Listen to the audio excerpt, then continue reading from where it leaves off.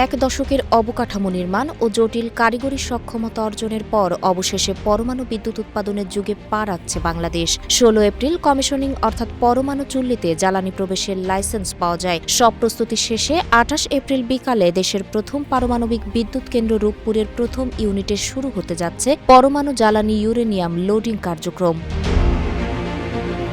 এর আগে জ্বালানি খাতের এই মেগা প্রকল্পের আনুষ্ঠানিক উদ্বোধনী অনুষ্ঠানে যোগ দিতে সকালে ওই কেন্দ্রের নির্মাতা প্রতিষ্ঠান রোসাটমের মহাপরিচালক অ্যালেক্সি লিখাচেভ ১৮ জনের টিম নিয়ে একটি চার্টার্ড ফ্লাইটে রাশিয়া থেকে ঢাকায় আসবেন। সরকারি সূত্র জানায়, রোসাটমের ডিজি ঢাকায় নেমে প্রথমে প্রধানমন্ত্রী তারেক রহমানের সঙ্গে সাক্ষাৎ করবেন। এরপর সকাল 11:30টায় হেলিকপ্টারে রূপপুর প্ল্যান্টে রওনা দিয়ে অনুষ্ঠানে যোগ দেবেন। অনুষ্ঠানে বিজ্ঞান ও প্রযুক্তিমন্ত্রী ফকির মাহবুব আনাম এবং রাশিয়ার সংশ্লিষ্ট মন্ত্রী ও উচ্চ পর্যায়ের প্রতিনিধিরা প্রকল্প এলাকায় উপস্থিত থেকে আনুষ্ঠানিকভাবে এই কার্যক্রমের উদ্বোধন করবেন।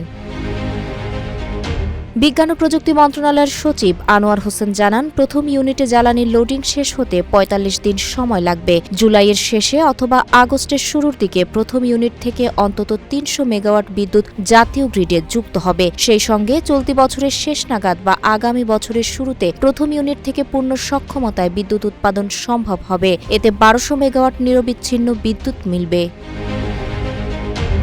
পদ্মা নদীর তীরে ঈশ্বরদীতে $১২.৬৫ বিলিয়ন ব্যয়ে নির্মিত এই প্রকল্পে রাশিয়ার আর্থিক ও কারিগরি সহায়তা নেওয়া হয়েছে।